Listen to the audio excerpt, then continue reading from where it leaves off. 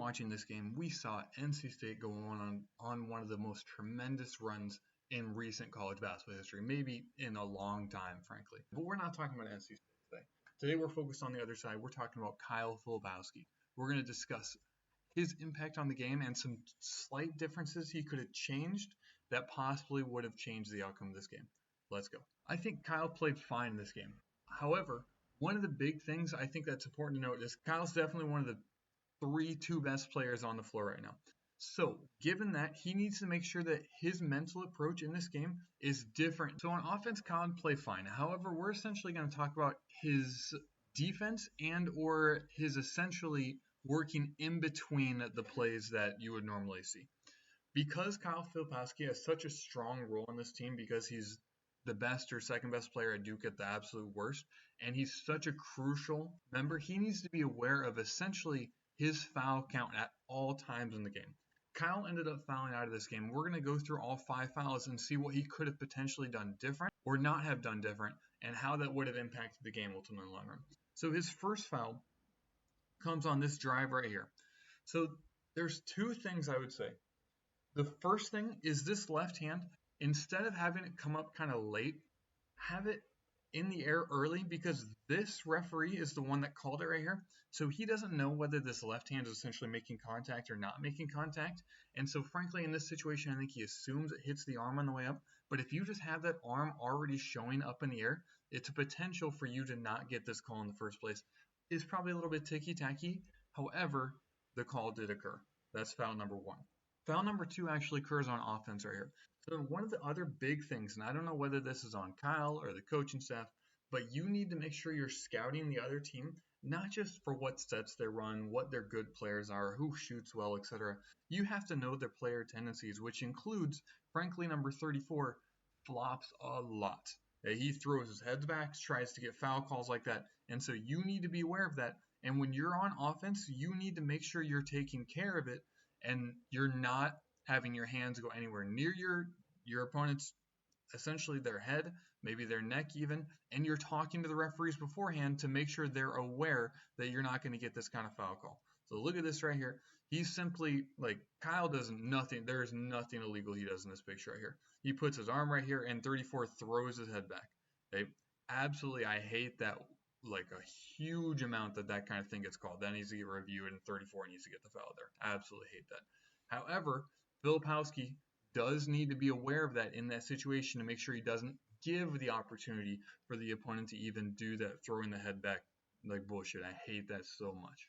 All right, so now we move to the second half. We're looking at foul number 3 right here, and this is the exact same thing we just talked about. Okay, so who do you have guarding right here? You have 34. What is 34 going to do?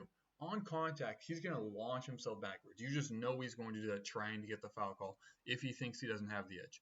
Okay, so right here, Kyle goes to spin. Again, like this. This is ridiculous. Like, this is definitely, like, there's contact, but Kyle is not out of control. He's not running through him whatsoever. And 34 launches himself backwards like he's been hit by a freaking truck. And again, Kyle Filipowski gets another foul because of that. But again, Kyle needs to be aware of that. And frankly, the coaching staff needs to make sure they talk to the referees, because that's going to happen. And so they need to watch out and make sure that doesn't happen. Frankly, the referees should know the player type too. However, it's on Kyle and it's on the coaching staff to make sure they're aware of that midway through the game. Just gets hit by a truck for some reason. Like, that's insane. Absolutely. And then we get to foul number 4. And this is the first one I would say is objectively his fault, which is kind of wild to say given that it's your 4th foul. I mean, that being said, though, you got to adjust. And so Kyle goes to double right here. And I don't know whether it was entirely needed in the first place because it left a player open on the backside. So ideally, Duke would have rotated and provided some help. That being said, there is no one there, so Kyle feels like he has to recover. And absolutely do not like this. If they give a shot fake, like, you are too late. Your angle is not right where you can jump straight vertical and block this shot. You cannot leave your feet and expect to essentially get that foul call. Again, what does 34 do?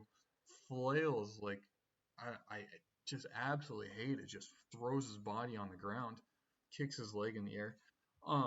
But Kyle, that is his fault for getting in the air and allowed himself to essentially get out of position, and that led to the foul. And so you have to avoid that, especially with 3 fouls already. That was his 4th. And we get to the final one, and this is his fifth, and this is really the dagger for him and the dagger for Duke, losing their best player, second best player.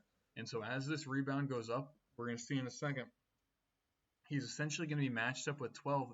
And again, you got to be aware of who you're against. You got to make sure you're showing your hands, making sure everyone can see that you're not doing anything to get a foul call.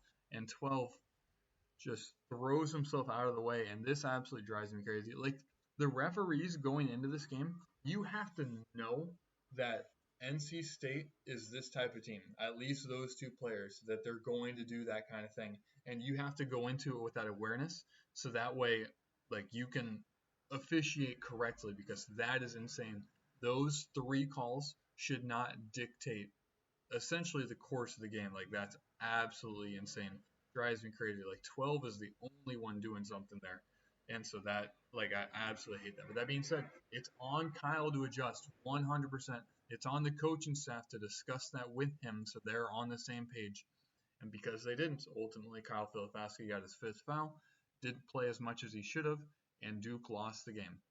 If you enjoyed this, feel free to check out my video talking about the brilliance behind going to the Elite Eight from Clemson's perspective. If you also enjoyed this, feel free to like and subscribe. And most importantly, have a blessed rest of your day.